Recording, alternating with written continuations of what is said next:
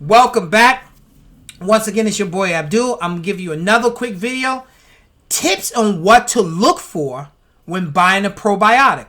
Now, we just did the video on understanding probiotics, what to look for on the bottle, and the importance of understanding the difference between genus, species, and strains.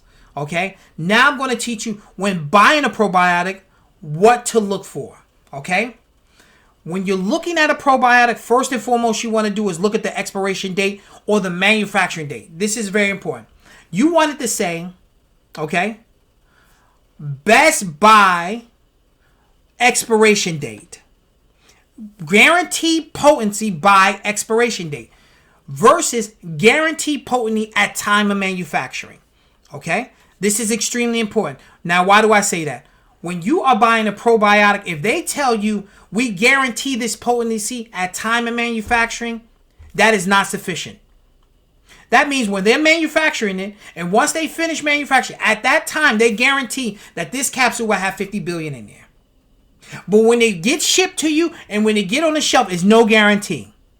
You want to make sure it says guaranteed potency to time of expiration. That means when that bottle expires, they guarantee you up to that date, what it says on the label at the potency it's supposed to be in, it will be there.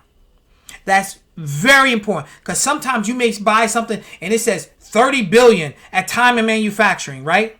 Well, by the time it gets to you, how many is it? It may be 6 billion in there. It may be 5 billion. It may be 20 billion. But they're not guaranteeing it up until expiration. They only guarantee it. Well, we can only guarantee once we make it. After that, we can't tell you what is if it's going to still be potency. Or still have a potency. So guarantee up until expiration, okay?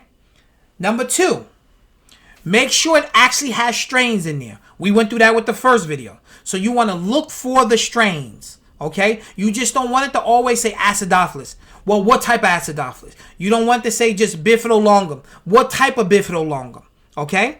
If it doesn't necessarily mean it's not effective. It just means you don't know how strong those bacteria are and you can't look it up. Number 3, if you are taking a probiotic, you want kind of a minimum of like 12 to 15 billion. Okay? Anything under that, you're not going to get as good of effects. Remember, you have trillions, people, trillions in your gut. You have 30, 40 trillion in your gut. What is 2 billion going to do? You want to be a minimum of 12 to 15 billion.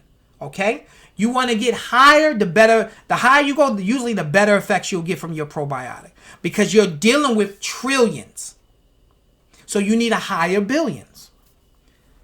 Number 4, if you have super strains, look for CFUs. Colonizing forming units. It really makes a difference on if the actual bacteria can colonize. This is very important. You want bacteria that can colonize. Some bacteria only improve the life cycle of your gut. Only improve the life cycle of the probiotics in your gut. They go in and they go out. They're transient probiotics. But they improve the life cycle of the bacteria already in there. That's very important. But some are colonizing. Some of them are strong enough to say, hey, I want this space over here. Move out my way. And those are super strain probiotics that can do that. And there are a few brands out there that actually have super strains. Okay?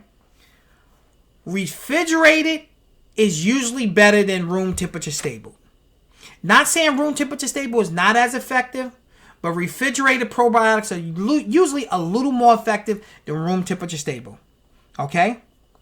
Another thing to look out for, more strains in a capsule does not mean it's better. Okay? More strains in the capsule does not always mean it's better. A lot of times you get companies that, I have 35 strains. I have 50 strains in this pill. I have 25 strains. And do you mind finding a company that has 4 or 5? You want to make sure that the bacteria actually are working together. It's a hell of a thing to be locked inside of an elevator with your friends, 2 or 3 or 4 of your friends, versus being locked in an elevator with a tremendous amount of people you do not know. You're all stuck in there. That's a problem. Remember, bacteria are living entities.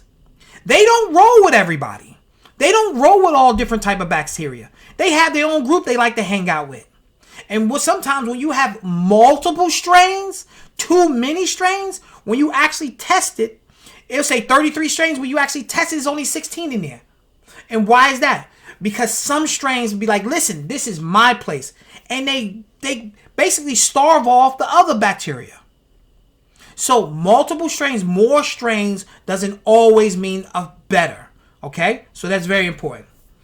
Another good one, capsules and liquids are usually better than gummies. Capsules and liquids are usually better than gummies. Gummies I'm not a big fan of. I'm going to be straight up with you, because usually they don't put enough of anything. But capsules and liquids are usually better than most gummies. If you are on antibiotics, you need to take more. If you are taking antibiotics, a minimum of 50 billion. A minimum of 50 billion. You should be anywhere really between 50 and 100 billion. And if you're on really strong antibiotics, you could probably get up to 150 to 200 billion a day.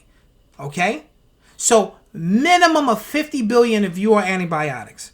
Okay? So those are some of the tips on when buying probiotics. I hope I was able to help you out here. Once again, like, share, and subscribe to your boy Abdul. I'm trying to give you this good information. And please leave a comment down below for me. So tell me what you think of the video. Tell me what else would you like for me to talk about. Thank you so much.